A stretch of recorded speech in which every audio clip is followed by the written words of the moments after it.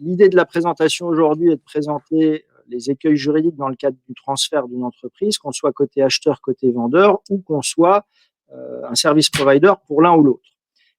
Finalement, les problématiques restent un peu similaires dans tous les cas, avec bien entendu des intérêts qui ne sont pas les mêmes selon le positionnement dans lequel on se situe.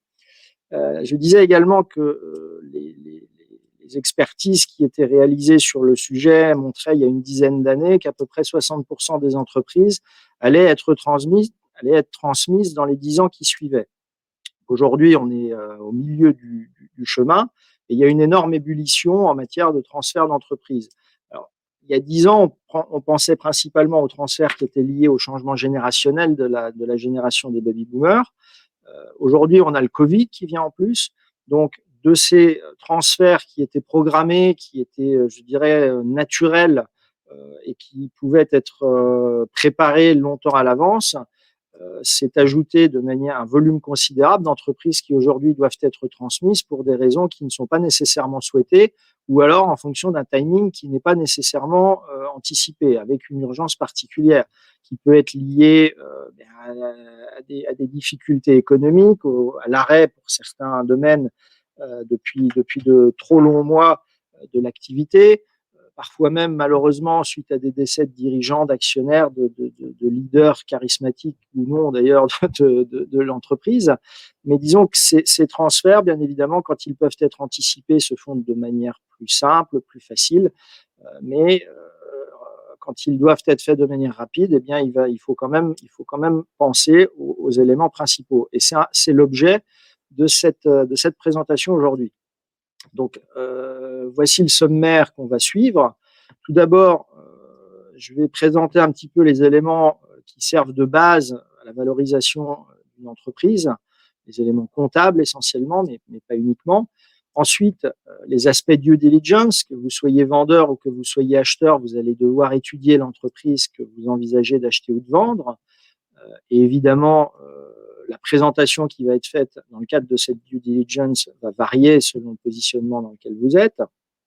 Ensuite, dans le cadre du transfert d'une entreprise, il peut y avoir des hypothèses où les repreneurs vont être soit à 100%, soit majoritaires avec d'autres associés ou même minoritaires avec des groupes plus équilibrés d'actionnaires.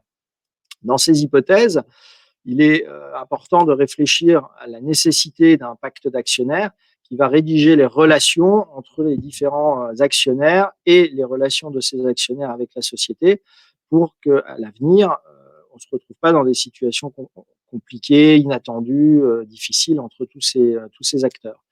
Ensuite, bien évidemment, vient le contrat de vente. Donc, je vais vous présenter un certain nombre de clauses, de difficultés qui peuvent se présenter et les manières de réagir et les manières d'y répondre. Et enfin, des risques particuliers post-closing qu'évidemment on ne pense pas au moment du mariage, mais qui sont évidemment qui font partie de la vie et qu'il est néanmoins possible d'anticiper. Alors on ne peut pas anticiper que les choses se passent bien ou qu'elles se passeront mal, mais on peut anticiper ce qui se passera si jamais ça arrive. Je dis souvent, il faut anticiper le pire pour espérer le meilleur. C'est un peu l'idée de cette présentation. Partir du principe que tout va mal se passer et espérer qu'en réalité tout se passera bien. Et fort heureusement, c'est souvent le cas. Donc, je disais également, vous pouvez intervenir au travers du chat. Donc, je vous invite à le faire. J'ai la possibilité de vous faire monter sur scène, c'est-à-dire de vous permettre de poser vos questions oralement. Si vous le souhaitez, n'hésitez pas à indiquer dans le chat que vous voulez échanger. En dehors de ça, l'interactivité se fait par écrit, donc n'hésitez pas à poser vos questions.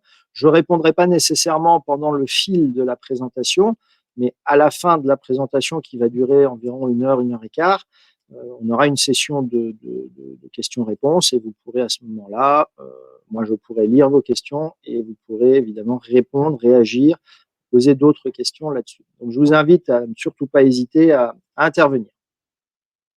Est-ce que c'est OK? Est-ce que cette fois-ci, vous m'avez bien entendu?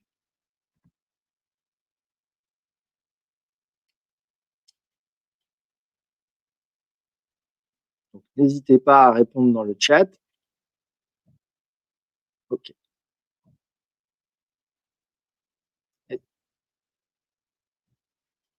OK, très bien. Alors, ça va paraître basique à certains d'entre vous. Je crois qu'il y a des comptables, des experts comptables, des fiduciaires. Néanmoins, c'est le point de départ de toute transmission d'entreprise, c'est d'essayer de valoriser cette entreprise. Alors, la valorisation d'une entreprise n'a rien de mécanique. On peut se baser sur les comptes, on peut se baser sur d'autres éléments, on peut se baser sur l'appétit des investisseurs. En réalité, ce qui fait la valeur d'une entreprise, c'est l'offre et la demande. Il y a de nombreuses startups qui, pendant de très longues années, ont eu des valorisations absolument énormes, alors même qu'elles ne rapportaient aucun euro. Aujourd'hui, Tesla a une valorisation qui est supérieure aux industriels automobiles historiques, alors même qu'elle produit beaucoup moins de voitures, de l'ordre de 10 à 20 fois moins selon les constructeurs de voitures, qu'elle a une rentabilité aujourd'hui qui est essentiellement basée sur la vente de quotas CO2. Donc, ce n'est pas nécessairement la vente de véhicules qui lui rapporte de l'argent. Pour autant, elle a une valorisation énorme qui n'est absolument évidemment pas en lien avec ses éléments comptables. Néanmoins, dans la plupart des industries, la base à partir de laquelle se fait la valorisation d'une entreprise, ce sont les éléments comptables. Donc, il y en a 3, bilan, compte profit-perte, annexe au bilan.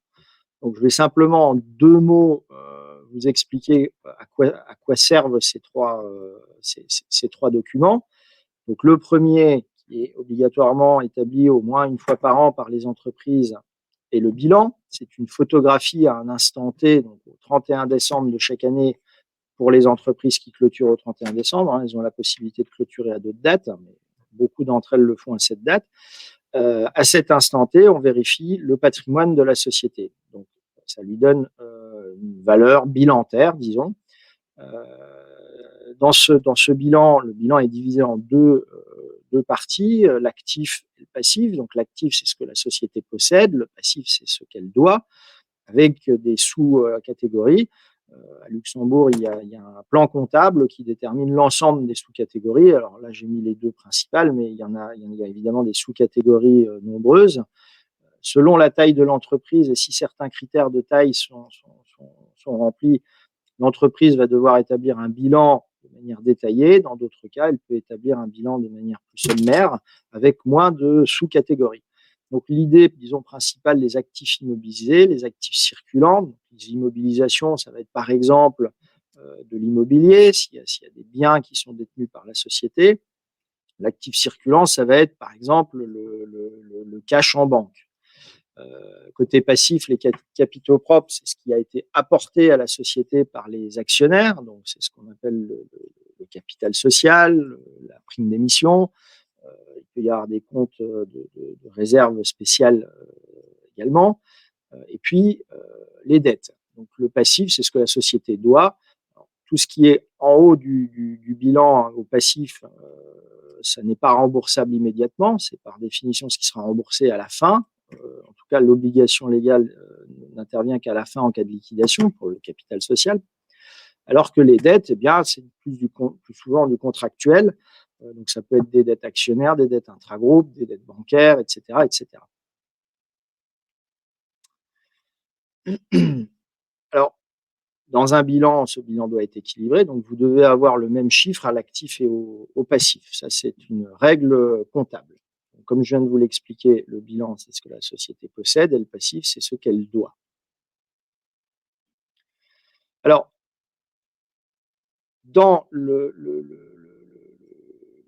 passif, on trouvera notamment les dettes vis-à-vis de fournisseurs, et dans l'actif, on aura les créances vis-à-vis de clients. Ça, ce sont des postes dont on reparlera beaucoup dans le cadre de cette formation, parce que ce sont des postes, notamment les créances clients. Si vous avez à votre actif des clients qui vous doivent 100 000 euros, dans le meilleur des cas, ils vous paieront, mais il est possible qu'ils ne vous payent pas. Donc ces 100 000 euros, ça n'a rien à voir avec 100 000 euros qui seraient sur votre compte bancaire. Donc c'est un petit peu la subtilité du bilan. Et ce que je vous présente là est très sommaire sur ces 3 éléments, bilan, compte profit-perte et annexe.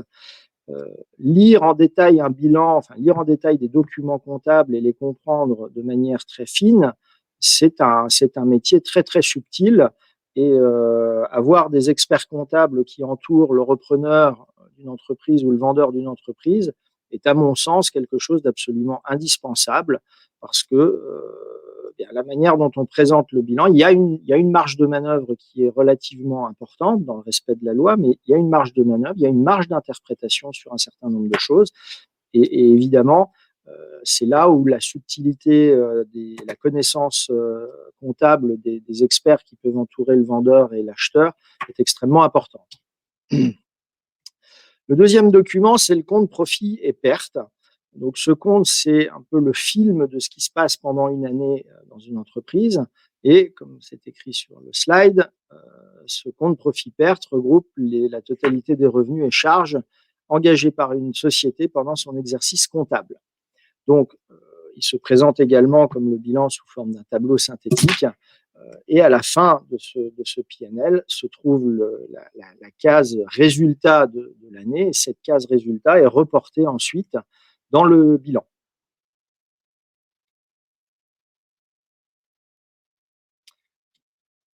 Alors, dans le PNL, vous avez d'un côté les produits, c'est-à-dire toutes les recettes de l'entreprise, donc les produits d'exploitation, produits financiers, produits exceptionnels. Ça peut être le chiffre d'affaires parce que vous avez fait des ventes, ça peut être des versements extraordinaires que vous aurez encaissés parce que vous avez eu des intérêts sur, par exemple, des participations, des versements de dividendes, et puis des produits exceptionnels parce que à un moment donné, vous avez encaissé de l'argent suite, par exemple, à un procès, ou des choses qui, disons, ne sont pas récurrentes. C'est ce qu'on va mettre dans les produits exceptionnels.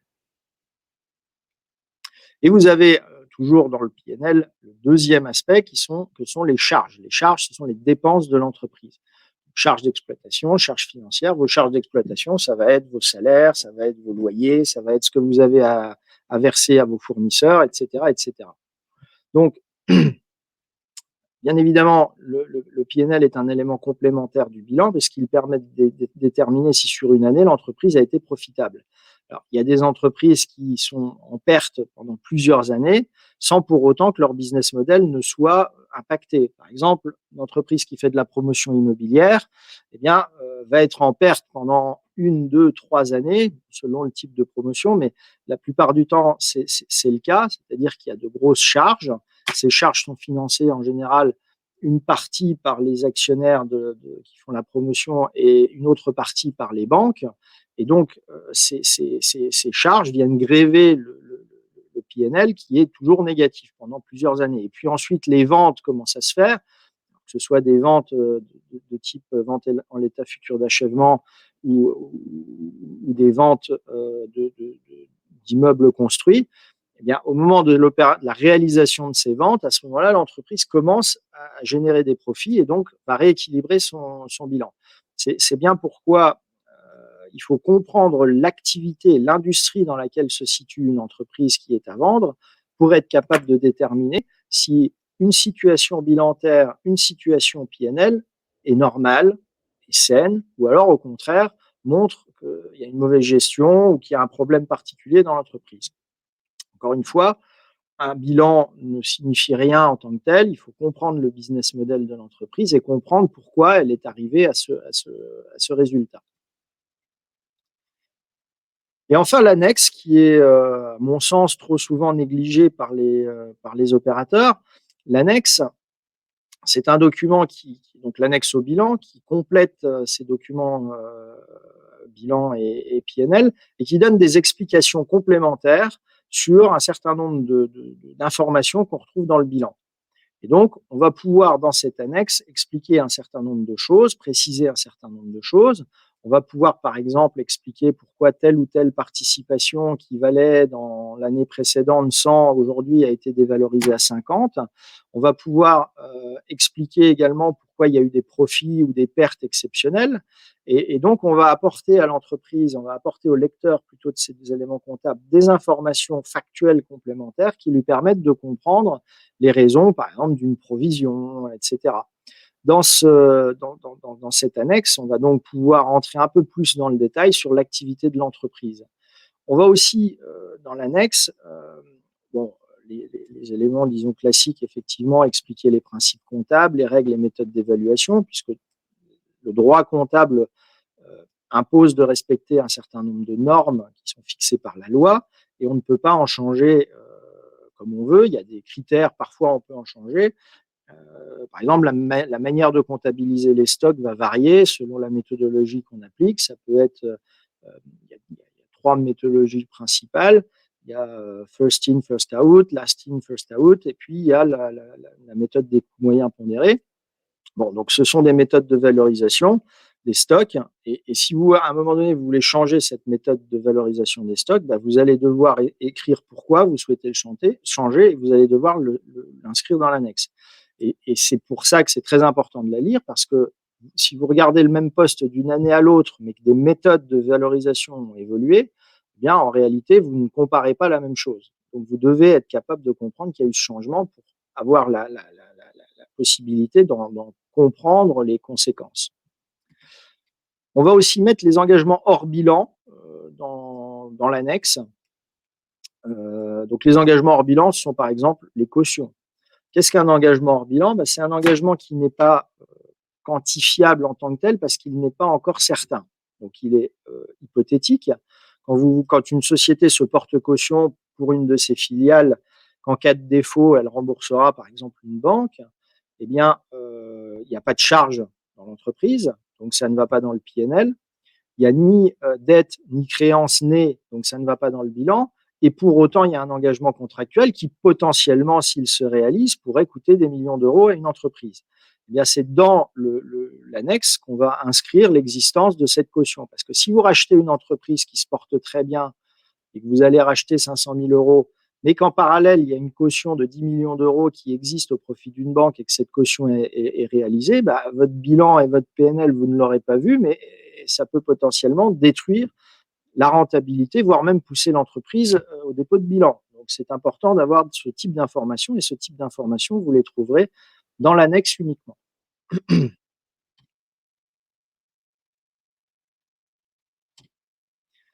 Alors, peut-être un dernier point sur les méthodes d'évaluation.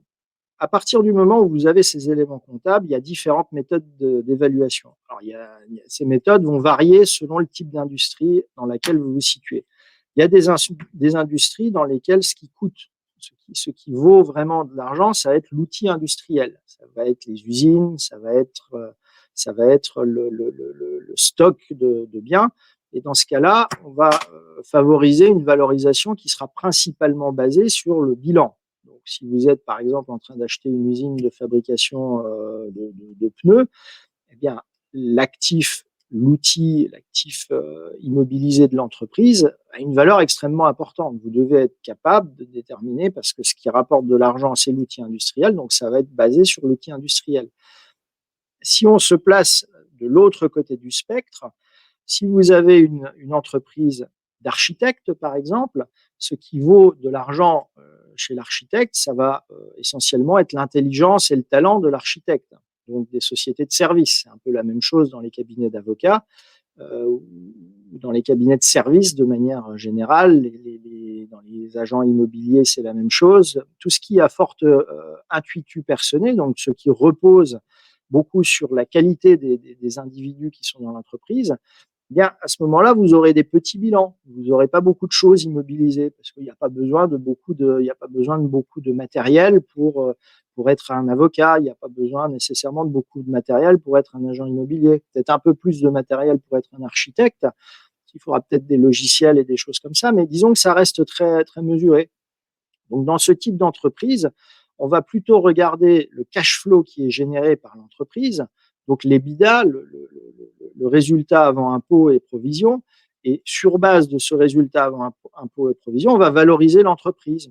Alors ça va être la méthode, par exemple, des multiples d'EBITDA. On va dire cette entreprise de service, elle réalise un résultat EBITDA de 100. Eh bien, dans ce type d'industrie, en général, on vend en multipliant l'EBITDA par un multiple. Donc, ce multiple, selon les secteurs d'activité, va aller de 2 ou 3 jusqu'à 7, 8, 9 parfois. Et c'est donc la valeur de l'entreprise intrinsèque qui va être basée sur ce multiple de l'EBITDA. Et puis, il y a d'autres méthodes d'évaluation, jusqu'à la méthode, je dirais, la plus irrationnelle, qui est simplement l'anticipation du profit qu'une entreprise peut réaliser. Une entreprise comme Amazon a passé une dizaine d'années sans gagner d'argent. Elle était financée par la dette, que ce soit de la dette de ses investisseurs ou que ce soit de la dette bancaire, mais elle ne gagnait pas d'argent. Et pour autant, les investisseurs ont continué à croire dans cette entreprise parce que le business model leur semblait excellent et la suite leur a donné raison. Et ils ont continué à investir se disant, un jour ou l'autre, elle générera du cash flow. Et c'est aujourd'hui le cas, et plus que le cas. Mais c'est souvent, disons, des paris sur l'avenir. Et à ce moment-là, la valeur à laquelle les investisseurs vont acheter des actions, que ce soit dans le cadre d'une opération de private equity, donc au moment où l'entreprise est encore une jeune pousse, non cotée et pas extrêmement publique, ou alors que ce soit après qu'elle ait été introduite en bourse, eh bien, dans les deux cas, la valeur va exclusivement se baser sur l'offre et la demande et la capacité financière des gens qui sont intéressés à devenir des actionnaires de cette structure. Bien, là, on n'a pas d'éléments rationnels, on n'a pas d'éléments comptables pour chiffrer. C'est simplement des études qui vont déterminer qu'un marché global s'élève à temps et que cette entreprise, potentiellement, a une part importante à prendre dans ce marché global.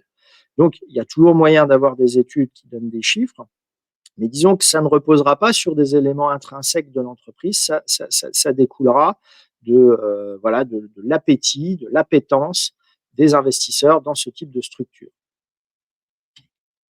Donc, clairement, que vous soyez vendeur ou que vous soyez acheteur, la manière dont vous allez présenter votre bilan, votre compte de résultat, compte profit-perte et votre annexe va influencer évidemment la valorisation in fine de l'entreprise. Est-ce que, si vous avez des questions, je vous invite à ne pas hésiter à les poser. Je vois que pour le moment, il n'y en a pas. Et donc, vient ensuite la phase de due diligence. Donc, la phase de due diligence, c'est la phase pendant laquelle l'investisseur va scruter, analyser, regarder comment fonctionne l'entreprise, quels sont les atouts et quels sont les inconvénients de cette entreprise, mais également quels sont les risques. C'est surtout ça l'exercice de la due diligence, ça va être d'identifier les risques financiers futurs que l'entreprise connaît déjà et de les valoriser. Alors, les risques qui existent sur une entreprise, évidemment, sont multiples. Et donc, la due diligence va porter sur différentes choses. En général, la due diligence va principalement porter sur des éléments de droit, la due diligence légale, ensuite des éléments comptables, conformité de la comptabilité à la réalité, puisque bon, le droit, y compris pénal, impose que la comptabilité reflète la situation réelle d'une entreprise. Mais pour autant, il peut y avoir des erreurs, des choix stratégiques dans la manière de présenter les comptes qui ne sont pas bons, etc., etc. Donc la comptabilité va être contrôlée. Et enfin, la due diligence fiscale, c'est-à-dire qu'on va vérifier que l'entreprise est bien en règle par rapport à ses obligations fiscales et qu'elle n'a pas un risque d'être redressée, puisque les durées de prescription fiscale peuvent parfois être très longues, jusqu'à 10 ans plus l'année en cours.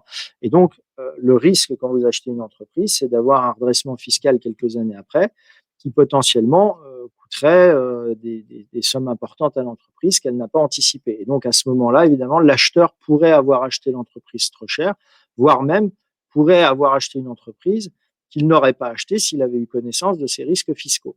Donc, le rôle de la due diligence, c'est d'analyser tous ces éléments. Maintenant, quand vous êtes vendeur, vous avez intérêt à préparer ce due diligence en amont. Et donc, nous, en tant qu'avocats, en collaboration avec des comptables, avec des fiscalistes de chez nous ou des fiscalistes externes, très fréquemment, nous devons préparer des due diligence côté vendeur pour vérifier que tout est en ordre, de manière à ce qu'au moment où des acheteurs se présentent, eh bien, ils ne posent pas, il n'est pas à poser des questions parce qu'il manque tel ou tel document. Ce travail a déjà été fait en amont et donc ils ont une due diligence, une data room, puisque c'est comme ça qu'on appelle l'endroit où on met les documents. Aujourd'hui, c'est essentiellement des data rooms virtuels. Ils auront dans la data room l'ensemble des éléments qui sont requis pour leur permettre de réaliser leur analyse. Alors là, dans les slides qui suivent, je vais vous expliquer, je vais vous présenter un certain nombre de documents qui seront nécessairement contrôlés dans le cadre d'une due diligence. Alors, il y a deux parties, disons, dans ce point due diligence. Il y a les éléments qui sont communs à peu près à toutes les entreprises, et puis ensuite, on va mettre un petit peu le spot sur des points particuliers à certaines industries. Parce que, évidemment, et les comptables qui suivent cette formation le savent pertinemment, les risques en matière légale, fiscale et comptable dans une entreprise varient d'une entreprise à l'autre et d'une industrie à l'autre surtout. Si vous êtes dans une entreprise industrielle où la valeur principale de l'entreprise, ça va être son stock, ça va être son outil industriel, bah c'est là-dessus que vous allez devoir être plus vigilant. Si vous êtes dans une entreprise de service, eh bien, vous allez devoir être plus vigilant sur potentiellement des conflits avec des personnes clés de l'entreprise ou alors avec des contrats importants de l'entreprise. Donc, on fera ce petit spot industrie par industrie dans un second temps. Donc, une due diligence légale va commencer par regarder les documents de la société. Et donc, on va commencer par les documents corporate, statut, les modifications qu'il peut y avoir eu, tout ce qui est relatif à la vie sociale de l'entreprise, donc les conseils d'administration, avec les feuilles de présence, etc., les assemblées générales. On va vérifier que tout ça est bien tenu, que tout ça a été bien réalisé, bien documenté. Les rapports de gestion, les rapports des auditeurs, extrêmement importants parce qu'on trouve évidemment beaucoup d'informations dans les rapports des auditeurs. Les auditeurs donc, sont des personnes qui viennent contrôler les entreprises, mais avec des obligations légales particulières qui font d'elles des êtres un peu à part dans le monde de la comptabilité parce qu'ils sont effectivement employés par l'entreprise, mais ils ont une obligation d'indépendance extrêmement forte parce que l'idée, si vous voulez, dans la création quand le législateur a créé les postes, les obligations d'audit, a été de vérifier, de demander à un tiers qui est un tiers extrêmement qualifié et indépendant, de vérifier que la comptabilité, le bilan en fait, qui est présenté aux actionnaires, mais également qui est publié pour la plupart des sociétés, correspond à la réalité. Donc c'est un petit peu un rôle de contrôleur externe qui va venir, et ce contrôleur externe, l'entreprise ne peut pas le changer comme elle le souhaite. Contrairement, par exemple, à un commissaire aux comptes qui peut, lui, être révoqué à n'importe quel moment sans explication, lorsque dans une société anonyme, par exemple. Donc, le rôle de l'auditeur n'est pas du tout le même que celui du commissaire aux comptes et qui n'est pas non plus du tout le même de celui d'un comptable interne à l'entreprise. Donc, les rapports de tous ces acteurs, disons, de la vie comptable et financière d'une entreprise sont très intéressants à lire, en général, dans le cadre d'une due diligence. Ensuite, évidemment, les filiales, les participations directes ou indirectes, bien évidemment, vérifier s'il y a des sécurités sur les titres de la société, sur les titres des filiales, parce que la valorisation d'une filiale détenue à 100% ne va pas être la même si les titres sont gagés ou s'ils ne le sont pas. Potentiellement, il peut y avoir des discounts, pas toujours. Ça va un peu dépendre également des choix de la direction, puisque la comptabilité d'une entreprise est établie par la direction de cette entreprise, etc. Est-ce qu'il y a des succursales? Est-ce qu'il y a d'autres bureaux? Donc, il va falloir regarder ces éléments qui portent sur le corporate. Sur les actions en tant que telles, il va falloir entrer un peu plus dans le détail, vérifier le registre des actions, des parts sociales, vérifier que les gens qui y apparaissent existent bien, sont bien des actionnaires, participent à la vie de l'entreprise ou non.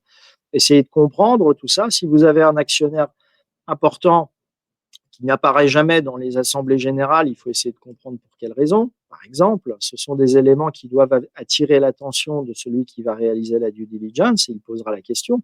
Ça peut être tout à fait compréhensible, comme parfois il y a des explications qui méritent d'être données. Il peut y avoir un conflit sous-jacent que personne n'a voulu évoquer, en tout cas que le vendeur n'a pas voulu évoquer et qui potentiellement peut créer des problèmes demain.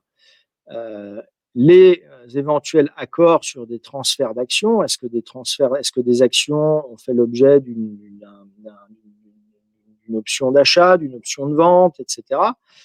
Est-ce qu'il y a des restrictions spécifiques sur la vente des actions? Est-ce qu'il y a des pactes d'actionnaires qui viendraient limiter le droit du vendeur à vendre ses actions? Faut-il des autorisations particulières?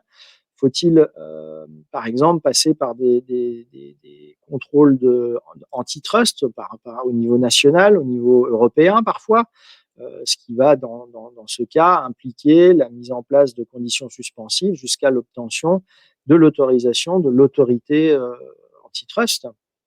Donc tout ça va être contrôlé également. Ensuite, il va falloir vérifier s'il y a des licences, des autorisations administratives. De manière générale, la conformité réglementaire. Donc certaines industries ont besoin d'autorisation, d'autres pas, de moins en moins nombreuses, mais il y en a encore quelques-unes. Mais ça peut être des autorisations de tout type. Ça peut être à Luxembourg, ça peut être des autorisations d'établissement pour faire du commerce, mais ça peut aussi bien être des autorisations commodo pour exploiter des lieux et permettre soit d'y mettre du personnel, soit d'y faire entrer du public. Ça peut être également des autorisations qui sont données par l'autorité de supervision du secteur concerné, donc la CSSF pour le secteur financier, commissariat aux assurances pour le secteur des assurances, l'AED pour les experts comptables, alors qui ne donne pas une autorisation, mais qui va quand même superviser, etc., etc. Il peut y avoir pour certains types de biens détenus par l'entreprise d'autres types d'autorisations. Là, je pense au transport. Il va falloir des autorisations du ministère des Transports pour réaliser certains transports, que ce soit des transports nationaux, que ce soit des transports internationaux. Il peut y avoir pour les compagnies aériennes des autorisations pour faire voler des avions, pour avoir des slots dans les aéroports, etc., etc. En réalité, depuis 2002, mais disons que ça a pris une ampleur bien plus importante depuis 2018, il y a aussi le volet protection des données qu'il ne faut pas négliger. Il y a un certain nombre d'exemples. Il y a un exemple anglais assez fameux d'une chaîne d'hôtels qui a été rachetée et l'acquéreur a écopé à peu près un an après avoir racheté la chaîne d'hôtels d'une amende de l'autorité de protection des données anglaise de 90 millions de livres. Alors, pour le moment, je sais qu'il y a des recours, ça n'a pas été payé, mais bon, l'acheteur a acheté une chaîne d'hôtels. Il n'avait probablement pas anticipé cette amende de la commission de protection des données dans son business plan. En tout cas, alors après, il y a peut-être, si le contrat a été bien fait, certainement des garanties actifs-passifs, mais encore faut-il que ces contrats aient été rédigés en ayant ce type de risque à l'esprit. Donc maintenant, effectivement, il y a le volet RGPD qu'il va falloir également contrôler. Mais il y a également pour, par exemple, les industries financières, tout le volet KYC-AML, donc lutte anti-blanchiment, identification du client et origine des fonds. Mais on y reviendra.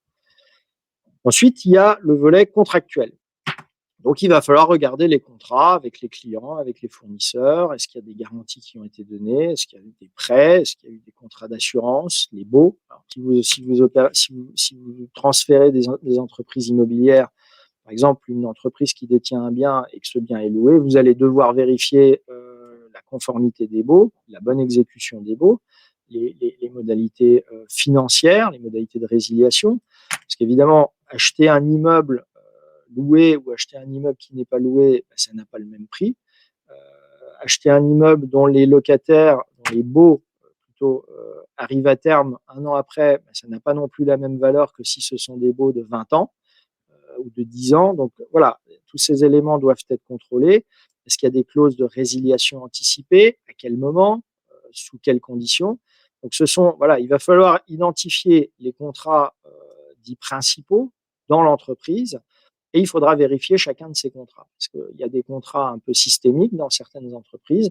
Si ce contrat venait à être résolu, si le client décide de quitter cette entreprise, bien, il peut y avoir des situations où ça fait perdre une part matérielle, substantielle du chiffre d'affaires et par conséquent de la profitabilité de l'entreprise. Donc tous ces éléments doivent être identifiés. Y a-t-il des accords d'exclusivité, des accords de non-concurrence? Y a-t-il des contrats qui ont entraîné des mouvements sur les actifs de la société, type vente de filiales, etc., avec, évidemment, dans dans ce cas-là également des garanties actifs passifs. Si vous rachetez une entreprise qui a vendu 1 an avant une de ses filiales avec une garantie actif passif qui vient à se réaliser 1 an après, potentiellement, vous avez une charge financière importante. Vous devez être capable d'identifier ce risque. Alors, au niveau des actifs, dans le cadre d'une due diligence, vous allez devoir vérifier la valorisation qui est donnée. Donc évidemment, cette valorisation dépend d'un certain nombre d'éléments. On a le principe du coût historique en matière comptable qui fait que vous devez enregistrer dans votre bilan les actifs à la valeur d'acquisition, sauf si vous les réévaluez, et ça ne peut se faire que dans certaines conditions. Mais ce qui nous amène dans certaines industries à des décalages importants entre une valeur comptable d'un bien et une valeur de marché. Typiquement, dans le cadre de ventes immobilières, très souvent, on a une valeur comptable à Luxembourg, compte tenu de l'évolution du prix de l'immobilier, on a une valeur comptable qui parfois est complètement décorrélée avec la valeur de marché, qui peut être 10, 20 fois, j'ai même vu plus, inférieure dans les bilans à la réalité sur laquelle les parties se mettent d'accord. Dans certains cas, ça fait du sens.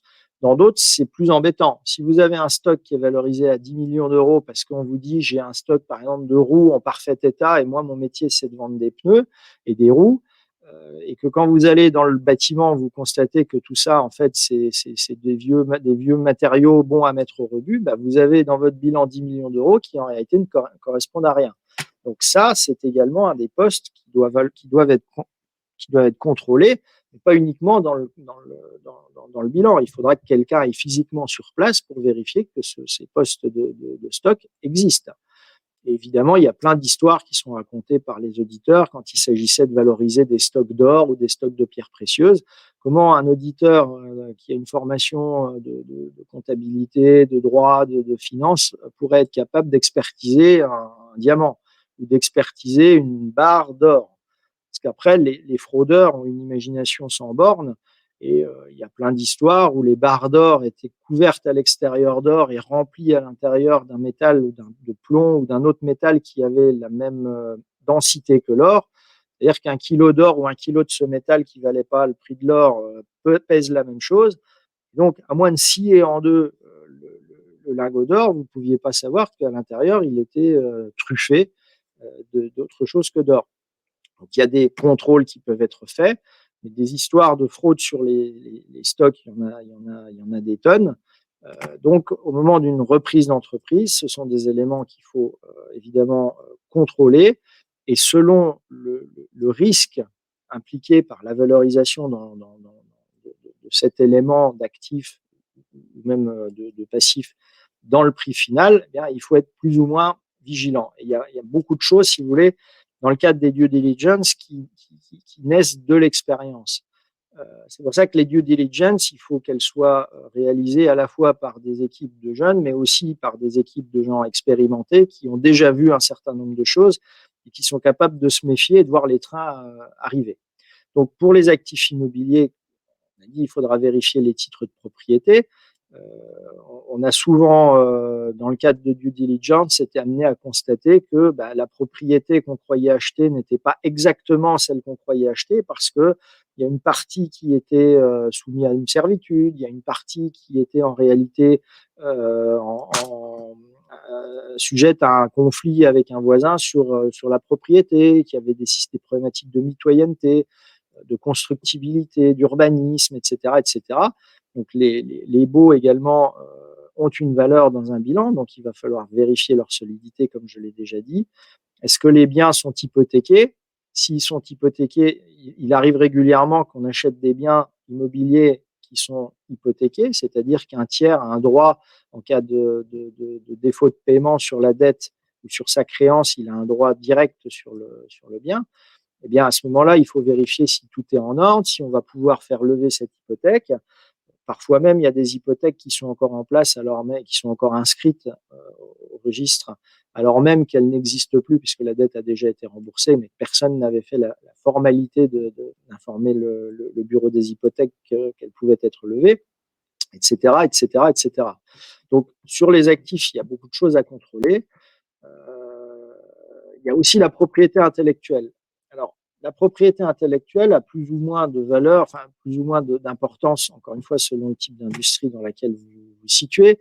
Si votre métier, c'est de designer des sites internet, si votre métier, c'est d'écrire des codes pour des logiciels, si votre métier, c'est architecte, vous dessinez des plans, bien évidemment, la notion de propriété intellectuelle a une grande valeur dans la valeur de votre entreprise. Et donc, au moment de la due diligence, il faudra contrôler ça pour être sûr que dans les contrats de travail, par exemple, les bonnes clauses ont été insérées pour que ce ne soit pas un nouveau salarié qui puisse un jour revendiquer la propriété sur un travail qu'il aurait fait dans l'esprit de l'entreprise, pour l'entreprise, et donc qui appartiendrait dans l'entreprise, mais par un effet légal qui, en réalité, lui donnerait un certain nombre de droits, peut-être des droits moraux, voire même parfois des droits patrimoniaux, et qui pourrait lui permettre, dans 1 an, 2 ans, 3 ans, de venir réclamer de l'argent à l'entreprise en disant, mais moi, j'ai participé ou j'ai créé ce logiciel qui est soumis à la propriété intellectuelle.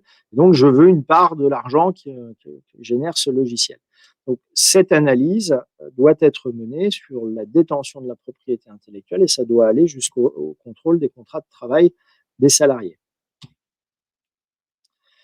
Et ensuite, évidemment, de manière générale, essayer d'avoir une vue sur l'ensemble des actifs. Si vous achetez des véhicules, est-ce qu'il y a encore une valeur? Est-ce qu'ils fonctionnent? Est-ce qu'ils sont simplement encore là?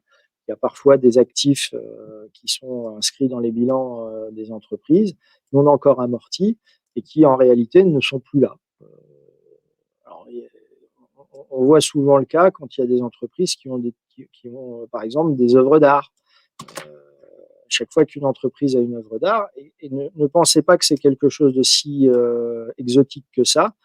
Par exemple, les grosses entreprises, les banques à Luxembourg ont des fonds d'œuvres d'art très importants. Et donc, tout ça va être enregistré dans le stock à une certaine valeur. Alors, la valeur d'une œuvre d'art, c'est quelque chose qui fluctue en fonction du marché, mais l'existence et le fait d'être capable de retrouver cette œuvre d'art physiquement et de vérifier qu'elle est bien là, ça fait partie de la due diligence. Ensuite, les aspects due diligence fiscale, je ne vais pas m'étendre sur les éléments techniques ni le type de documents qu'il faut faire, parce que je ne suis moi-même pas fiscaliste, mais faisant quand même des opérations de vente d'entreprise de nombreuses fois tous les ans depuis de nombreuses années, les problématiques sont quand même toujours un peu les mêmes. Il va falloir vérifier, à commencer par le dépôt dans les temps de toutes les déclarations fiscales, TVA, etc., qui sont obligatoires. Parce que si elles ne sont pas déposées, il y a un système d'amende plus ou moins automatique qui vont tomber. Ensuite, il faudra contrôler ce qui a été inscrit, donc en termes de revenus. Il y a des problématiques régulièrement sur les questions de TVA, principalement en matière de TVA immobilière, mais pas que. Donc, tout ce qui est TVA intracommunautaire, TVA internationale, TVA immobilière, ce sont des sujets sensibles, donc il va falloir vérifier parce qu'il y a des redressements. Et depuis environ 4 ans, il y a une multiplication des litiges TVA, impôts directs, parce que l'administration a changé de paradigme et parce que l'État a besoin d'argent également. Je ne pense pas que les gens soient plus fraudeurs qu'ils ne l'étaient avant, mais il y a parfois simplement des méthodes qui ont été appliquées qui ne s'avèrent pas correctes. Pour la petite histoire, même nous, on a eu un contrôle et on nous a signalé qu'on n'enregistrait pas nécessairement bien l'intégralité de la TVA qu'on encaissait de la part de nos fournisseurs.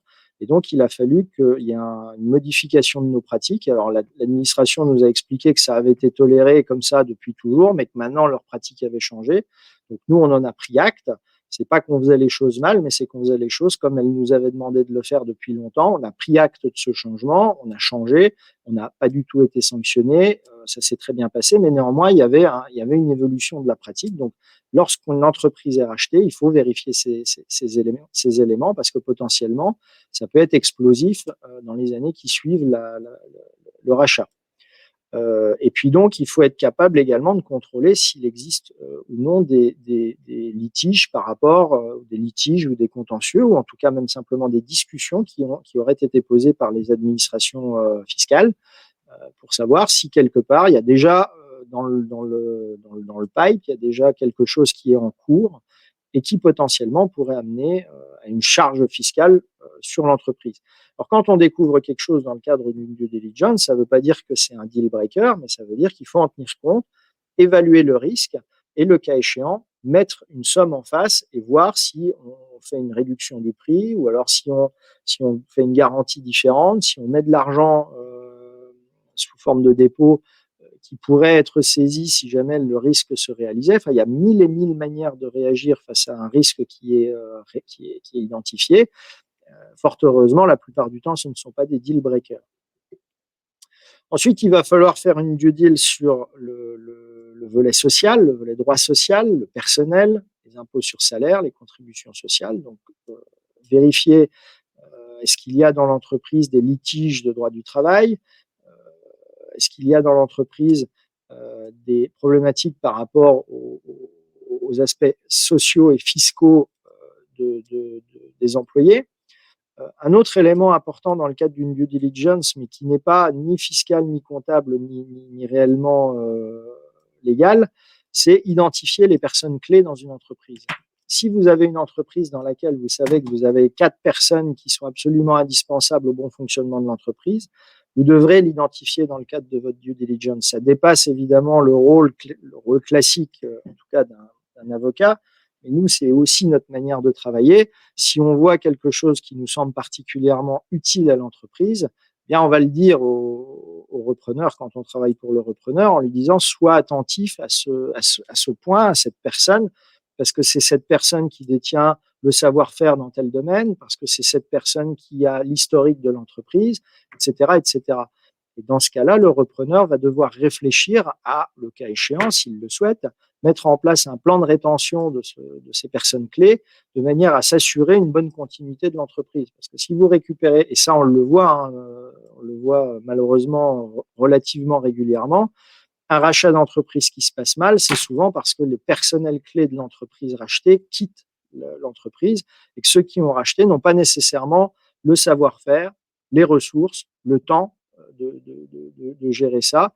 Et parfois, des reprises s'avèrent catastrophiques simplement parce que les gens n'ont pas réussi à donner envie au personnel existant de rester dans l'entreprise. Donc tous ces aspects, disons, droit social, relations sociales dans l'entreprise sont extrêmement importants. Ensuite, les litiges, vous devez identifier s'il y a des litiges existants, s'il y a des litiges potentiels, ou même simplement s'il y a une crainte d'un potentiel litige, parce que vous avez identifié un potentiel problème, même si personne d'autre que vous ne l'a identifié et que pour le moment personne ne s'est plaint, vous savez que ça pourrait intervenir. Donc vous aurez dans vos contrats, et on verra ça après, un certain nombre de clauses qui vont identifier ça, mais néanmoins, vous allez devoir lister tout ça. Ensuite, subventions et contributions publiques. Les entreprises qui ont encaissé de l'argent peuvent être soumises à certaines contraintes en termes d'utilisation de ces fonds, de maintien de l'emploi. Et ça, ce sont des choses qu'on voit assez régulièrement. Toutes les entreprises innovantes, par exemple, qui bénéficient d'un certain nombre d'aides, dans le cadre d'un transfert d'entreprise, il faut vérifier les conditions d'obtention de ces subventions, parce que si on ne les respecte plus, on peut être amené à devoir les rembourser. Alors, sur les secteurs, les risques sont différents. Secteur commercial et industriel. Alors, plus industriel, vous allez devoir vérifier l'état des stocks, le bon fonctionnement des machines, l'état des bâtiments également.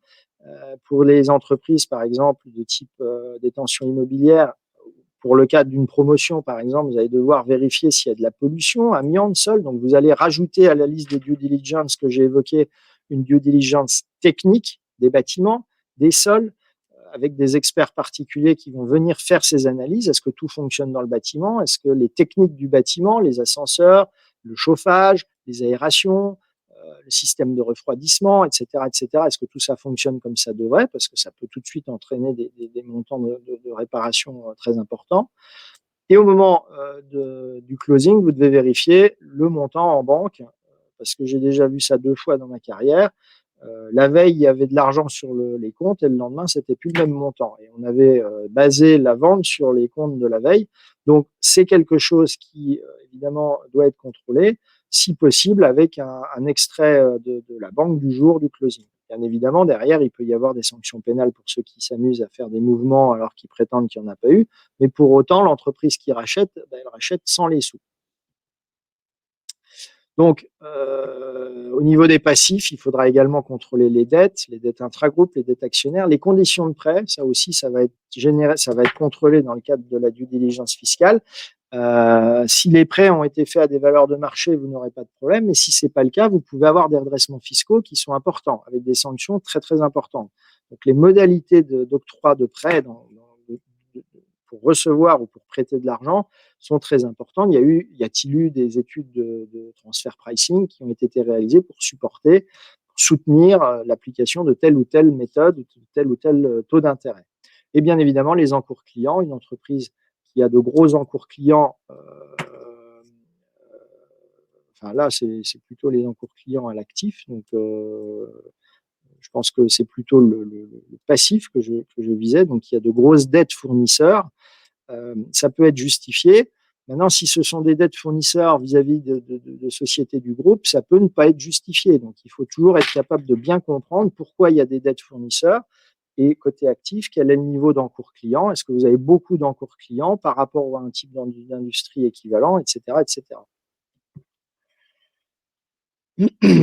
Et les engagements hors bilan. Donc, il faudra bien évidemment contrôler s'il existe des engagements hors bilan dans l'entreprise, des cautions, etc. Dans le secteur financier, vous allez devoir vérifier les licences des entreprises que vous rachetez. Alors, on fait régulièrement des transferts d'entreprises soumises au contrôle de la CSSF, que ce soit des PSF, que ce soit des MANCO, que ce soit des super MANCO, donc ça dépend du type de licence. À ce moment-là, il faut vérifier que les licences sont bien valables, que l'activité économique de l'entreprise correspond bien à ces licences, etc.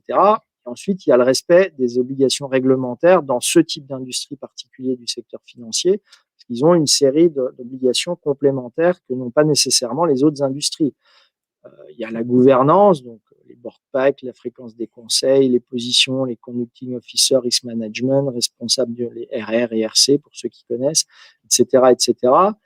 L'audit et la conformité réglementaire, donc tous les volets AML, anti-monnaie, anti-blanchiment, origine des fonds, lutte contre le financement du terrorisme, les procédures, le monitoring. Il faut regarder évidemment, et je l'ai déjà dit un peu avant, ce qui a pu être commenté par les auditeurs, le respect des délais, les éventuels commentaires qui auraient été faits par la CSSF lors de contrôles, etc., etc. Tous ces éléments doivent être contrôlés. Alors, souvent, il est préférable de s'adjoindre les services d'un auditeur ou d'un ancien auditeur pour ce type d'industrie, parce que ce sont eux qui, généralement, sont les mieux placés pour être particulièrement efficaces sur ce type de contrôle, et bien plus expérimentés que ne peut l'être et ne pourra jamais l'être un avocat, même spécialiste de ce type d'industrie, simplement parce que les auditeurs, c'est leur job de vérifier ces éléments-là. Donc nous, par exemple, quand on procède à ce type d'opération, et on en fait assez régulièrement, bien, on s'adjoint les services d'auditeurs ou d'anciens auditeurs pour nous aider dans ce volet de la due diligence. Alors, l'audit en propriété intellectuelle, extrêmement important, mais encore une fois, ça va dépendre des secteurs. Dans un secteur technologique, si vous vendez une entreprise dont le core business, c'est de faire du e-commerce, il faudra vérifier que son site lui appartient, que ses outils technologiques lui appartiennent. Donc, est-ce que c'est de la propriété intellectuelle sous forme de brevet, sous forme de marque, etc., etc. Est-ce qu'il y a eu des licences qui ont été données, quelle durée, quelle couverture territoriale, etc. Une entreprise qui utilise des logiciels, vous devez vérifier qu'elle a payé ses licences, parce que ça, on le voit encore assez régulièrement. Des entreprises qui achètent un logiciel et qu'on retrouve sur 10 postes, bah, ça arrive, mais potentiellement, c'est également explosif. Donc, il faut vérifier qu'effectivement, les entreprises ont les droits pour utiliser les logiciels, pour le nombre de postes et l'utilisation qu'ils en font. Et droit d'auteur faisant partie de la propriété intellectuelle également. remarque que j'ai déjà faite, mais j'insiste là-dessus, les droits d'auteur pour les entreprises qui créent de la valeur en propriété intellectuelle peuvent être transférés à l'employé s'il n'y a pas de clause spécifique dans le contrat de travail. Donc ça, c'est un point qu'il faut avoir à l'esprit. Dans le secteur immobilier, il va falloir contrôler les règles d'urbanisme. Est-ce que le bâtiment est exploité conformément aux règles? On a déjà eu des cas de gens qui achètent des bâtiments pour exploiter des commerces, alors qu'ils sont dans des zones où c'est purement résidentiel. Et donc, ils achètent leur bâtiment, ils veulent commencer le commerce, ils viennent nous voir et ils nous disent mon chantier a été arrêté par la police, je ne comprends pas. Et on leur dit c'est parce que tu es en train d'ouvrir un magasin ou un commerce ouvert au public dans une zone purement résidentielle, donc tu ne pourras pas le faire. Donc, d'où l'intérêt de faire une due diligence qui tienne compte du projet à venir du repreneur. Alors, là, il y a une liste de problèmes qu'on a déjà rencontrés, donc j'ai un peu essayé de creuser dans ce qu'on avait déjà vu, mais cher dit, les garanties décennales, une entreprise rachète une entreprise qui détient un immeuble, l'immeuble vient juste d'être construit et puis il y a des gros problèmes de construction. Il faut vérifier que dans le contrat qui va être vendu, on couvre également les garanties décennales ou pas, parce que si les entrepreneurs qui ont fait les travaux venaient à faire faillite, vous pouvez vous retrouver avec un bâtiment que vous avez payé le prix fort, mais qui a plein de problèmes et personne en face pour s'occuper de vous garantir parce que le vendeur n'aura pas accordé de garantie équivalente à la garantie décennale. Et ça, ce sont des choses qu'on a déjà vues. Ensuite, le droit de suite. Lorsqu'il y a une vente immobilière, si le propriétaire n'a pas intégralement payé le prix à son propriétaire précédent, il y a un droit de suite qui pèse sur l'immeuble. Et donc, vous pourriez être amené à devoir payer le propriétaire précédent de tout ou partie du prix de vente.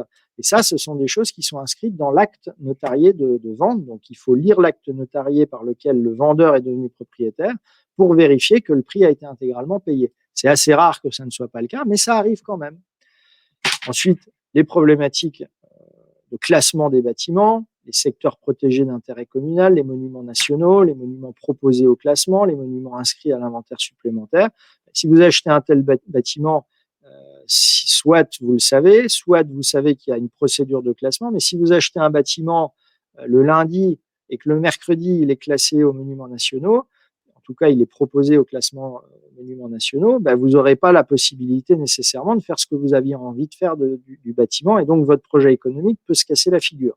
Donc, c'est important aussi d'avoir des renseignements sur cet aspect. État de la construction, pollution.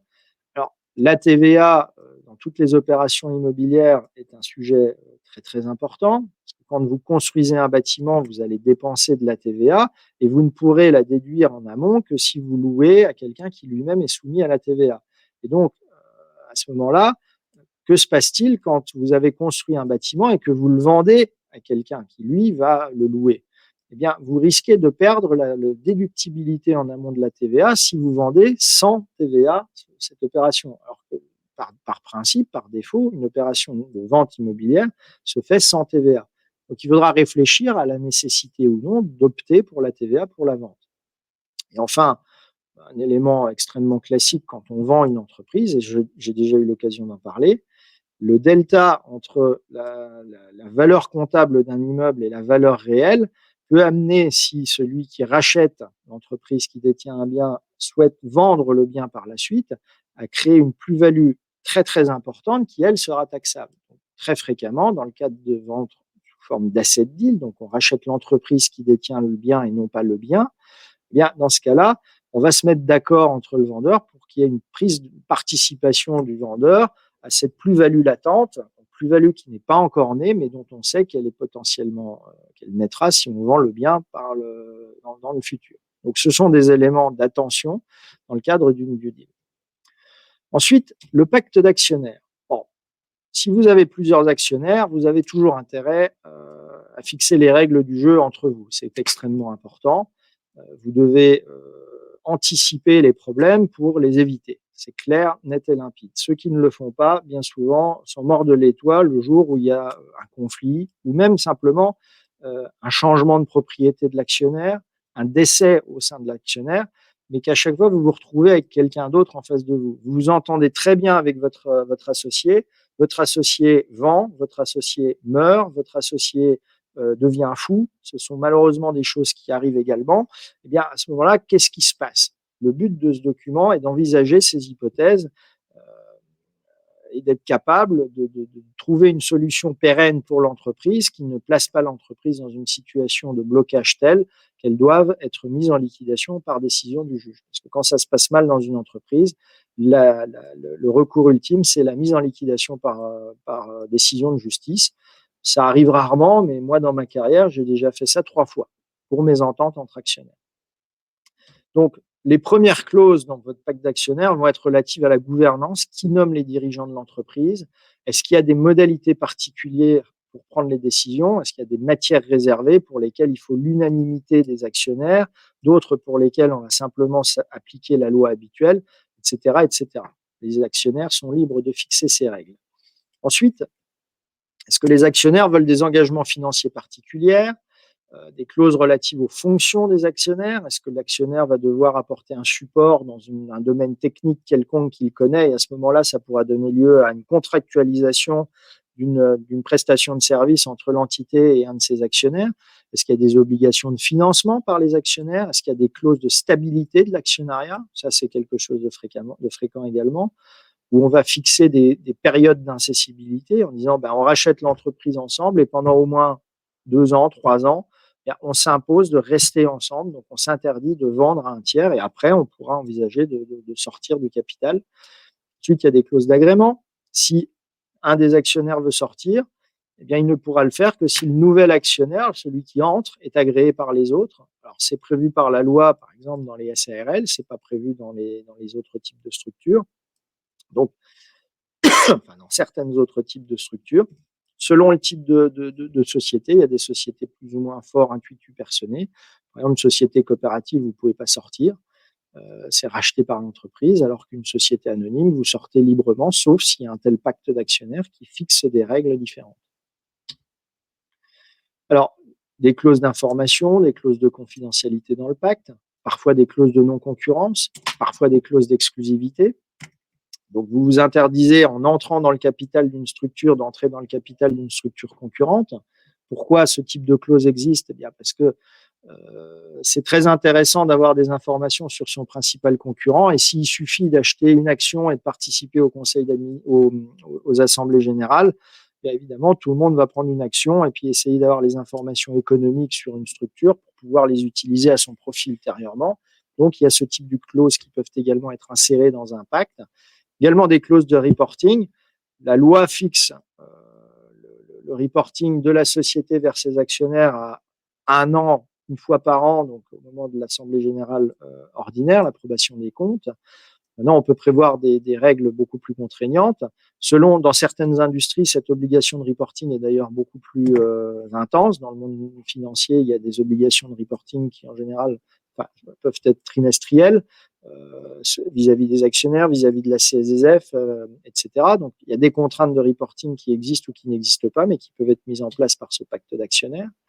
Ensuite, des clauses visant la répartition du capital pour équilibrer le capital entre les différents actionnaires. Clause anti-dilution, si j'ai 20%, on ne pourra pas me diluer contre mon gré. Donc, s'il y a une augmentation de capital, j'aurai toujours le droit d'y participer parce que la loi autorise dans un certain nombre de cas à ce que, dans le cadre d'une augmentation de capital, les nouvelles actions émises soient allouées à quelqu'un sans qu'on les propose aux actionnaires existants. C'est autorisé par la loi. Donc, on va, dans le cadre d'un pacte d'actionnaires, empêcher cette situation. On peut aussi mettre des clauses de plafonnement. Tel actionnaire ne devra pas dépasser tel pourcentage. Ce sont des choses qui existent, par exemple, dans les sociétés en commandite, parce que le GP, le General Partner, donc le gérant, dans un certain nombre de cas, ne doit pas, pour des raisons fiscales, dépasser un certain pourcentage. Donc, on va le prévoir parfois dans un pacte d'actionnaires, parfois même dans les statuts des sociétés. Les droits de préemption. Donc, s'il a un vend, il doit d'abord proposer à ses associés de racheter aux mêmes conditions. Donc, ces droits de préemption peuvent être aménagés de manière très variée. Et disons que le principe est toujours le même. je te propose de vendre avant de pouvoir vendre à des tiers. Alors, ça peut se faire sous forme de droit de préemption, ça peut se faire sous forme de droit de première offre. Donc, je l'offre d'abord à mes actionnaires avant de le proposer à des tiers. Ou alors, une fois que j'ai un tiers intéressé, je l'offre à mes associés aux mêmes conditions. Donc, ce sont deux mécanismes qui aboutissent au même résultat. Ensuite, et ça c'est pour éviter les situations de blocage, les clauses de sortie, extrêmement important. Obligation de sortie conjointe, donc là c'est de dire, si moi j'ai une majorité dans le capital social, j'ai par exemple 70%, et je trouve quelqu'un qui veut racheter 100%, je vais forcer les minoritaires à vendre en même temps que moi. C'est le drag along, je les force à vendre. Il y a le tag along, là c'est plus dans l'intérêt du minoritaire, c'est de dire, si j'ai 10% et qu'un gros actionnaire vend, il s'engage à ce que je puisse vendre aux mêmes conditions. On a souvent vu dans les affaires, particulièrement parmi les actionnaires un peu moins bien initiés, donc ceux qui ne participent pas à ce genre de formation, des situations où ils récupèrent un actionnariat de 5, 10, 15, 20% en se disant c'est bien, j'ai 20% de l'entreprise, sauf que le jour où on la vend, cette entreprise, personne ne veut les racheter. Donc il y a quelqu'un qui vient, qui dit moi j'achète 80%, les 20%, ça ne me gêne pas que tu les aies, mais je ne te les rachète pas aux mêmes conditions. Et le lendemain, il y a une augmentation de capital importante. Celui qui a 20% ne peut pas participer, soit pour des raisons légales, soit pour des raisons financières. Et à ce moment-là, de 20%, il se retrouve avec 0,2%. Et donc, il n'a plus de droit, il n'a plus que 0,2%, le droit à des dividendes, etc., etc. Donc, sa participation qu'il imaginait d'une valeur importante, en réalité, du jour au lendemain, elle ne vaut plus rien. Donc, ces clauses de tag along sont très importantes pour les minoritaires. Ensuite, des clauses de good liver, bad liver. Si à un moment donné, un des actionnaires viole le pacte, on va le forcer à vendre avec des clauses d'option d'achat et d'option de vente, mais qui vont être déclenchées par un certain nombre de comportements, good liver ou bad liver. Ensuite, des clauses qui visent à assurer la liquidité des titres, pas de mise en gage des actions sans accord des autres, des clauses ensuite dites un peu organiques, les choses qu'on va trouver un peu dans tous les pactes d'actionnaires, définition, clause d'adhésion au pacte d'actionnaires. Si un nouvel actionnaire entre, il devra adhérer à ce pacte, clause d'éthique le cas échéant, qui est plus une obligation de moyens, c'est de dire quel est l'objectif des actionnaires en termes éthiques. Obligation de moyens, mais je signale que ce type d'engagements sont de plus en plus importants, avec tous les engagements ESG, éthique, bien-être au travail, etc. Ça fait du sens aujourd'hui de mettre ce genre de clause dans des pactes d'actionnaires. Mais clairement, il y a 10 ans, ce n'était pas quelque chose dont on parlait fréquemment, à part dans quelques entreprises qui étaient particulièrement innovantes, ou en tout cas pour lesquelles les actionnaires avaient des ambitions sociales et sociétales particulières. Durée du pacte, nullité du pacte, clause de nullité, violation du pacte, qu'est-ce qui se passe? Donc, le pacte d'actionnaires, disons que c'est le document que vous devez signer avant d'acheter l'entreprise. Parce qu'une fois que vous l'avez acheté, on a souvent ce débat, oui, on veut acheter l'entreprise, non, le pacte n'est pas encore finalisé, signons le contrat d'achat et on signera le pacte après. C'est évidemment une chose que je déconseille systématiquement pour la raison simple que, une fois que vous avez vendu la société, rien ne vous oblige plus à signer un pacte d'actionnaires. Et donc, vous n'avez pas de garantie que les partenaires vont accepter de signer le pacte ou vont accepter de le signer dans ces mêmes conditions. Donc, c'est quelque chose qu'il est préférable, très préférable même, de signer avant de signer le contrat de vente.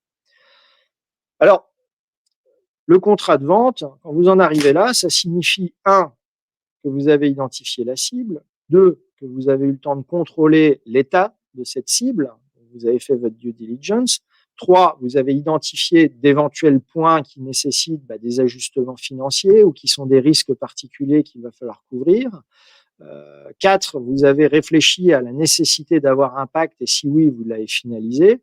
Et donc, là, vous allez principalement opérer le transfert de propriété des actions et vous allez chercher à garantir que ce que vous achetez à la valeur que vous achetez, si jamais il y a un événement inattendu des parties qui se déclenchait, vous seriez quand même indemnisé, c'est-à-dire que vous n'avez pas payé 3 fois le prix de quelque chose qui ne vaut pas cet argent. Et là, on ne parle pas d'une hypothèse de fraude ou de mauvaise foi. On parle simplement d'un événement particulier, inconnu des uns et des autres, qui pourrait arriver, mais qui aurait trouvé sa naissance dans une période avant la vente. Parce qu'évidemment, une fois que vous êtes propriétaire, vous en assumez les risques. Si vous achetez un bâtiment et que demain, une météorite s'abat dessus et le détruit, c'est le risque de l'acheteur et il n'y a pas de raison que le vendeur y soit impacté.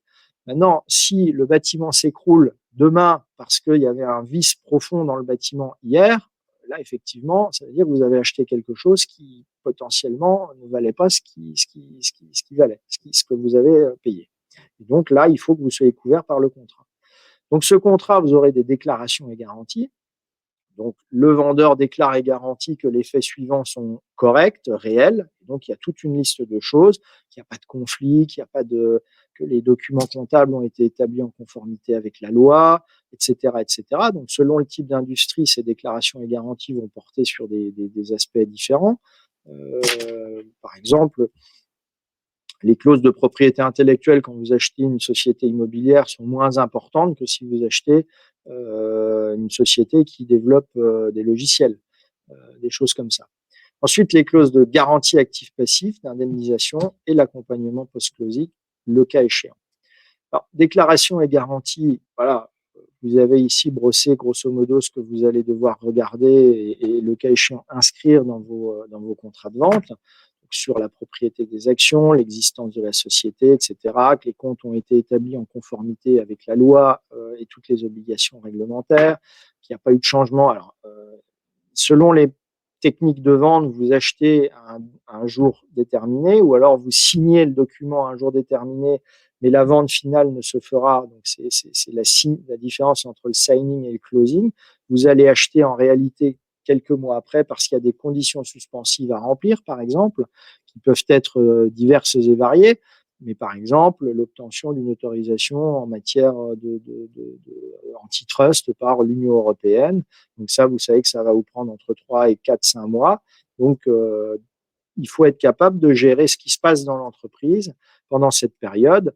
Donc, il y a des clauses de style, des clauses particulières avec des systèmes lockbox où on dit, bah voilà, l'entreprise ne pourra pas dépenser de l'argent pendant cette période sans avoir l'accord de l'acheteur ou alors uniquement pour les aspects opérationnels courants, etc., etc. Donc, vous avez, selon le type d'industrie et selon la méthodologie, la mécanique même de la vente, vous allez avoir un certain nombre de clauses différentes qui vont devoir être insérées dans votre contrat. Les clauses dans vos déclarations et garanties, vous devrez intégrer le résultat de la due diligence. C'est là, ce sont dans ces clauses que vous allez dire, bah, il y a un risque identifié sur la TVA d'un montant de 300 000 euros. Donc, ce risque, on le traite de telle ou telle manière. Il y a un risque de pollution ou il y a même une pollution qui a été identifiée. Voilà comment on traite les choses, etc., etc. Donc, ça va être essentiellement là que vous allez reporter le résultat de votre due diligence. Ensuite, la clause de garantie actif-passif, c'est celle qui permet au vendeur de se dire si jamais il y a une augmentation du passif, une augmentation des dettes, ou alors s'il y a une diminution de l'actif, c'est-à-dire une diminution du patrimoine de l'entreprise, eh bien, mon vendeur devra m'indemniser. Ça peut être par exemple une charge fiscale. Si jamais il y a un redressement fiscal, eh bien, le vendeur devra m'indemniser à hauteur du redressement fiscal. Et donc, quand on établit ces clauses de garantie actif-passif, eh bien, il va falloir être capable également de déterminer les mécaniques de déclenchement. Donc, est-ce qu'on la déclenche dès qu'il y a 50 euros qui disparaissent ou alors est-ce qu'on la déclenche avec un seuil minimum? En général, on met un seuil minimum. Et souvent, il y a une discussion sur le montant maximum de l'indemnisation. Ça va être en général un pourcentage de la valeur de l'opération. Selon le type d'industrie, encore une fois, ce pourcentage va varier. Et ensuite, il y a les durées de cette garantie. Donc, dans la clause d'indemnisation, vous allez déterminer que la garantie active-passive va être valable. Alors, la règle habituelle, c'est pour les raisons fiscales pendant la durée de la prescription. Et ensuite, pour les autres garanties, ça va être de 18 mois, 24 mois, 36 mois. Ça dépend un peu de la négociation entre les parties et du secteur dans lequel se situe l'entreprise. Il faudra déterminer un point de départ, et puis cette durée, et puis les modalités d'exercice concret de cette demande d'indemnisation. Est-ce qu'il faudra envoyer un courrier recommandé? Est-ce qu'il y a un délai minimum à respecter entre la connaissance d'un fait litigieux et le moment où on informe le vendeur, etc., etc. Et enfin, dans un certain nombre de cas, Il s'avère important qu'il y ait un accompagnement par les anciens dirigeants de l'entreprise pendant une période qui peut être de quelques semaines à quelques mois. Et donc, pendant cette période, les anciens dirigeants vont rester dirigeants ou vont devenir salariés ou vont entrer dans un contrat de prestation de service avec l'entreprise pour faciliter le transfert, pour faciliter la rencontre avec les clients existants et le maintien du portefeuille client de l'entreprise, etc., etc. Donc, ces éléments-là doivent également être traités. La plupart du temps, ils le sont dans le contrat de vente. Ça peut être dans des contrats séparés. Ça peut même être dans le pacte d'actionnaires. Ça dépend. Il peut y avoir également fixation d'un earn-out, c'est-à-dire d'un complément de prix qui sera payé au vendeur si la société maintient son chiffre d'affaires ou le développe sur une période de 12, 18, 24 mois après le closing. Et donc, encore une fois, l'idée est de permettre la continuité de l'activité de l'entreprise dans de bonnes conditions, le maintien du portefeuille client et à l'arrivée, maintenir la profitabilité de l'entreprise au profit du revendeur. Ce sont des choses extrêmement classiques, avec également, dans un certain nombre de cas, des clauses de non-concurrence ou non-sollicitation du personnel. Il y a maintenant 18 mois, on a obtenu une décision qui, sur un procès de non-concurrence de ce type qui a duré presque 7 ans, où l'actionnaire vendeur avait une obligation de non-concurrence avec son ancienne entreprise et ses anciens associés. Et au bout de 7 ans, cet actionnaire a été condamné à payer une indemnité forfaitaire qui était fixée à 2 000 euros par jour pendant une année. Donc, vous faites le calcul. Le tribunal a intégralement condamné à ce montant.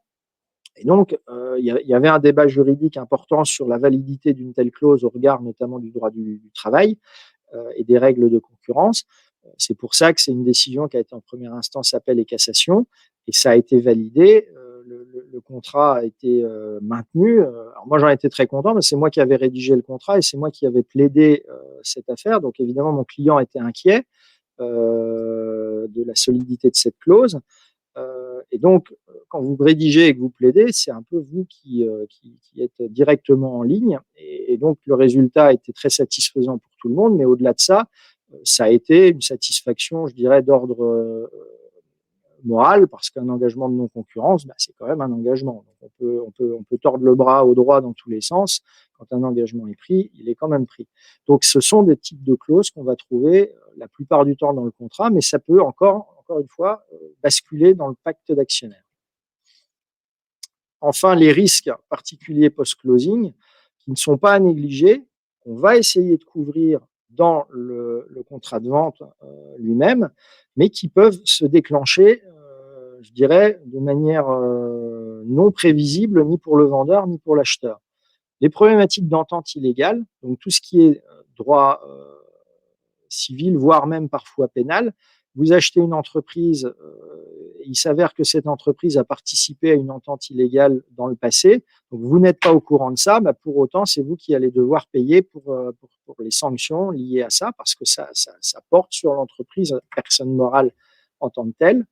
Le travail illégal, dans le cadre de la construction, il y a parfois des sanctions par rapport au travail illégal. Donc, encore une fois, vous rachetez une entreprise qui a employé illégalement ou qui n'a pas respecté un certain nombre de règles fondamentales en matière de droit du travail. L'entreprise va être sanctionnée. Donc, d'où l'intérêt et l'importance de cette clause de garantie actif-passif et d'indemnisation.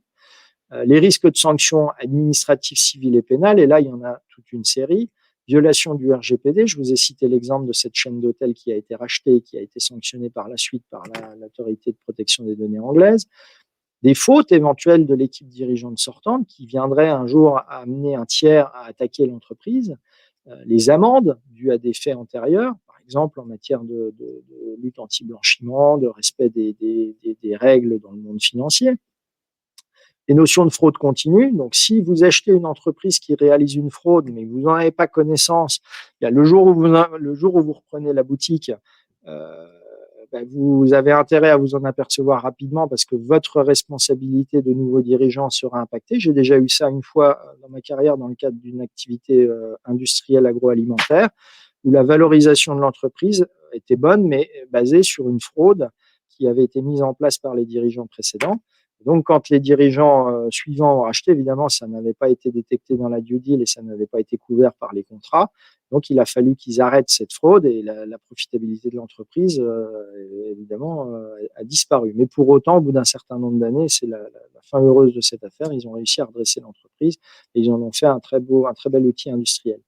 Les problématiques de corruption nationale et internationale, il y a régulièrement dans la presse de ce type de problématiques. Donc, quand vous achetez une entreprise qui est active dans des pays où on sait par des rapports internationaux qu'il y a des risques de corruption importants, vous devez doubler, tripler, quadrupler votre vigilance et les obligations vis-à-vis de la CSSF.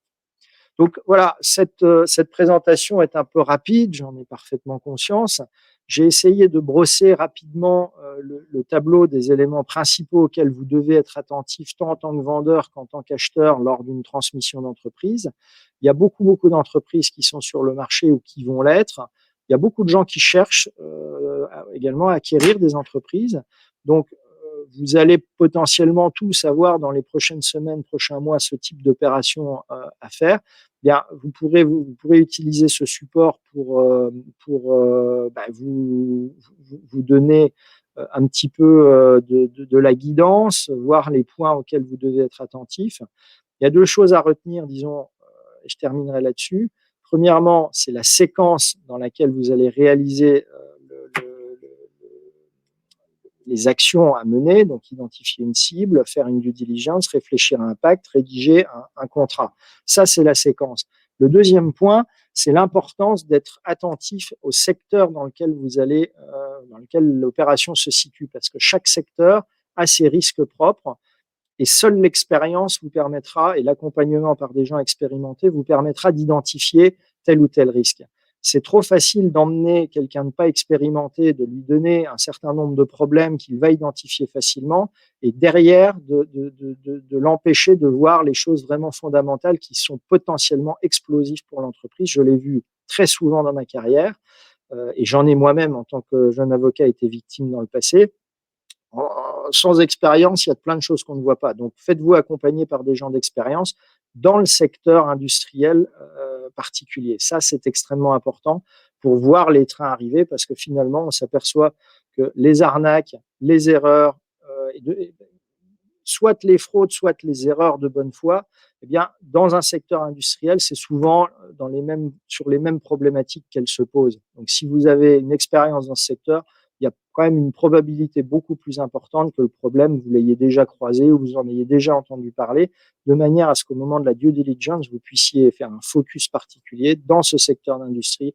Il vaut mieux être attentif à ces points-là parce que c'est souvent là où il y a des difficultés. Donc, pour conclure, faites-vous accompagner de ceux qui connaissent dans le secteur particulier de l'opération pour la réalisation de la due diligence. Et après, ben voilà, il faut que vous soyez attentif à tous ces éléments. Encore une fois, une opération de vente, c'est quelque chose qui est délicat, c'est quelque chose où il n'y a pas, c'est très difficile de valoriser, il n'y a pas de bon prix pour une entreprise, il n'y a que des bons dirigeants et des gens qui sont capables, à partir du même outil, de faire de belles choses ou non. Donc, il n'y a pas de règle magique. Soyez vigilants et voici, aujourd'hui, vous avez eu quelques guidances qui, j'espère, vous seront utiles à l'avenir.